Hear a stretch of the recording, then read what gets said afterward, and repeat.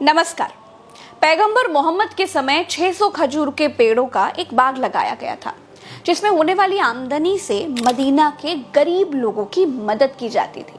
दुनिया में वक्फ का इतिहास पैगंबर हजरत मोहम्मद के जमाने से शुरू हुआ है। दोस्तों, पैगंबर मोहम्मद ने कहा था, अपनी जायदाद को इस तरह से खैरात पे दो कि ना वो बेची जा सके, ना ही किसी को दिया जा सके और ना उसमें विरासत जारी हो, बल्कि उसका मुनाफा लोगों को मिला करे। माना जाता है कि इस दुनिया में पहली बार सहाबा हजरत उमर ने अपनी कीमती जमीन वक्फ को दी थी।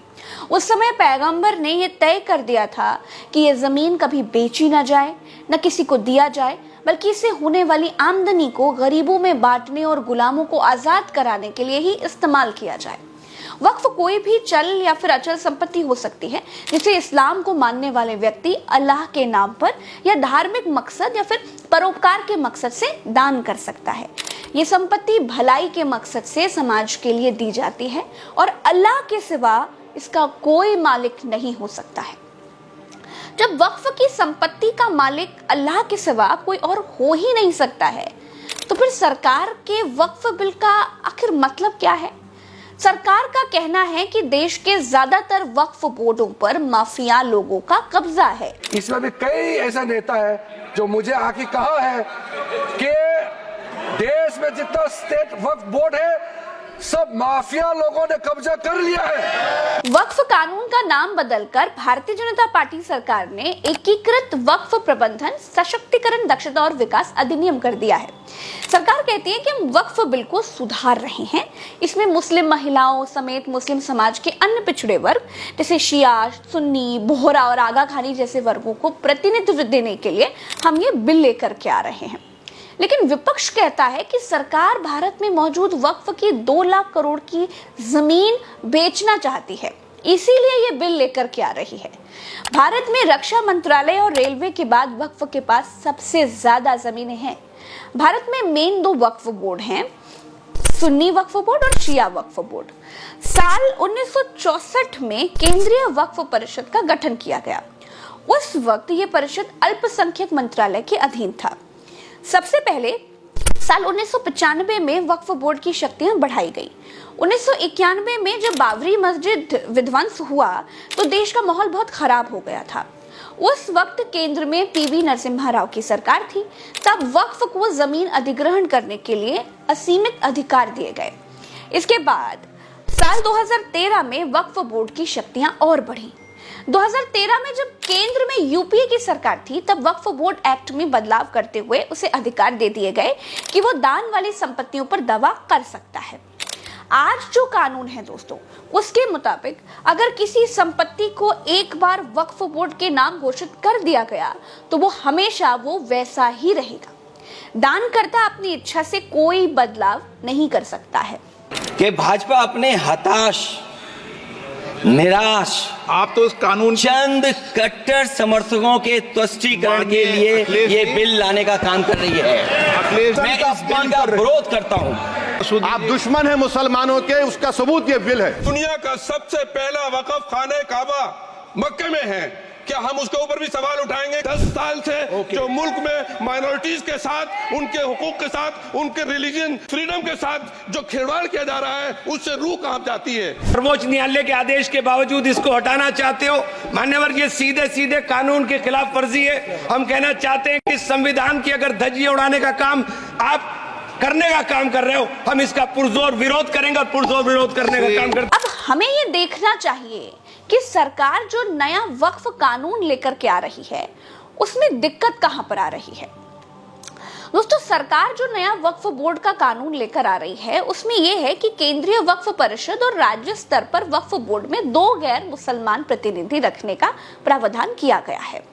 नए संशोधनों के तहत बोहरा और आगा खानी समुदाय के लिए अलग वक्फ बोर्ड की स्थापना की भी बात कही गई है। वक्फ का पंजीकरण सेंट्रल पोर्टल और डेटाबेस के जरिए होगा।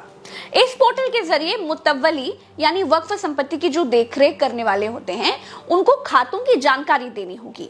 इसी के साथ सालाना 5,000 रुपए से कम आय वाली संपत्ति के लिए मुतव्वली की ओर से वक्फ बोर्ड को दी जाने वाली राशि को भी 7% से घटाकर 5% कर दिया गया है।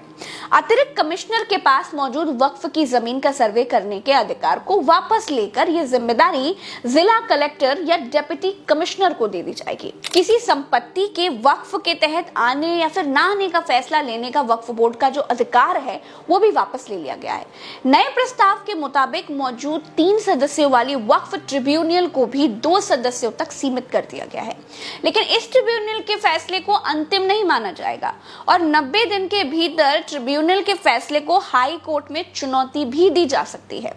जिन लोगों ने वक्फ की जमीन पर अतिक्रमण किया है या फिर 12 साल से अधिक वक्त से कब्जा कर रखा है वे इस संशोधन के आधार पर मालिक भी बन सकते हैं। अब सरकार के इस बिल में दिक्कत ये आ रही है दोस्तों कि अगर ये कानून बन गया तो वक्फ की संपत्तियों में भारी भरकम कमी आ जाएगी।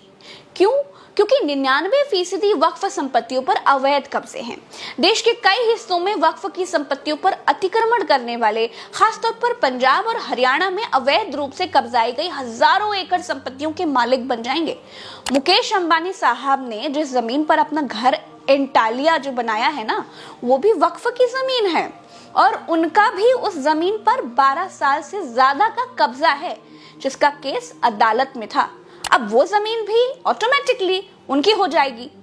इस बदलाव में रियल एस्टेट उद्योग और यहां तक कि ऐसी जमीनों पर कब्जा करने वाले बहुत से बड़े कारोबारियों को भी फायदा होगा।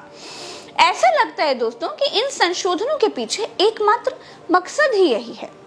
सरकार के इस बिल का फायदा ये है कि वक्फ बोर्ड में भ्रष्टाचार पर थोड़ी लगाम जरूर लगेगी, लेकिन जब जमीनें ही नहीं होंगी तो भ्रष्टाचार कहाँ होगा, ये भी एक बात है।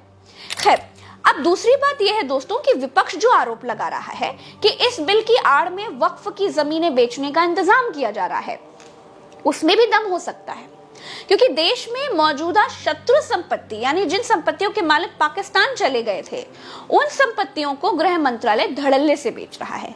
अब तक ये संपत्तियां लीज पर दी जाती थी, किराए पर, समझे ना, लेकिन अब वो बिक रही हैं। ये देखिए, ये शत्रु संपत्ति बेचने का विज्ञापन और ये शत्रु संपत्ति की रेट लिस्ट है। बोली लगाइए और जमीन लेकर जाइए। सैकड़ों शत्रु संपत्तियों की नीलामी हो चुकी है। नीलामी में भाग कौन ले रहा है बताइए? ये शत्रु संपत्तियां कौन खरीद रहा है? गरीब आदमी तो खरीद नहीं रहा है या फिर पिछड़े दलित मुसलमान तो खरीद नहीं पा रहे हैं। जमीन की सच्चाई ये है कि तहसीलों के नायब, तहसीलदार, लेखपाल अपने धन्ना सेठ क्लाइंटों को सरकारी जमीन दिखा रहे हैं और बिचवा रहे हैं और कमीशन खा रहे हैं। कहने को नीलामी ऑनलाइन है, लेकिन ये भीतर की बातें आपको कहीं और नहीं मिलेगी। दरअसल दोस्तों, मसला ये है कि सरकार कंपनियां बेचने से कहीं आगे बढ़ चुकी है। उत्तर प्रदेश में भी अभी नाजुल की जमीन वाला विधेयक लाया गया, लेकिन बीजेपी के अपने लोगों ने विरोध करके विधेयक गिरा दिया। दोस्तों, सरकार को इस समय ना पैसा चाहिए, मनी मनी। टॉप 3 इकोनॉमी में पहुंचना है भाई, वो कैसे पहुंचेंगे? जमीनें बेचकर पहुंच सकते हैं। खैर दोस्तों, क्रोनोलॉजी समझेंगे तो फिर आपको समझ में आएगा कि ये सरकार जब से आई है तब से मुस्लिम समाज की बुराइयों को दूर करने के नाम पर मसीहा बनने की कोशिश बड़ा कर रही है। चाहे वो सीए हो, चाहे वो एनआरसी हो, चाहे 3 तलाक हो, और अब वक्फ बिल। दरअसल इसे चौराहे की चर्चा के मुताबिक चूड़ी टाइट करना कहते हैं। मुस्लिमों की चूड़ी टाइट होगी ना तो बीजेपी का हिंदू वोटर भी खुश हो जाएगा और ये सब बीजेपी के हिंदू वोटरों के मनोरंजन के लिए हो रहा है, ऐसा कहा जा रहा है। वक्फ बोर्ड की तरह ही हिंदू श्राइन बोर्ड भी है। एक नहीं, तमाम श्राइन बोर्ड हैं हिंदू धर्म में। तमाम मंदिरों के पास अरबों की दौलत है। वैष्णो देवी श्राइन बोर्ड है, पूर्णागिरी श्राइन बोर्ड है, तिरुपति बालाजी का श्राइन बोर्ड है, पद्मनाभम जैसी बीसीओ श्राइन बोर्ड हैं जो मंदिर के नाम पर पैरेलल सरकारें चलाते हैं। क्या उनको सरकारी सिस्टम में लाकर रेगुलेट करने की हिम्मत है सरकार की?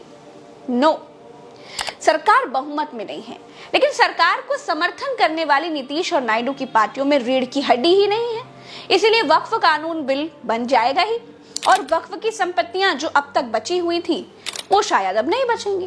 विपक्ष के मुताबिक विकास की राह में सबको कुर्बान होना पड़ेगा। इस वीडियो में इतना ही। आशा करती हूँ कि आपको सब कुछ आसान भाषा में समझ में आ गया होगा। मुझे दीजिए इजाजत। राम राम व सलाम। जय हिंद।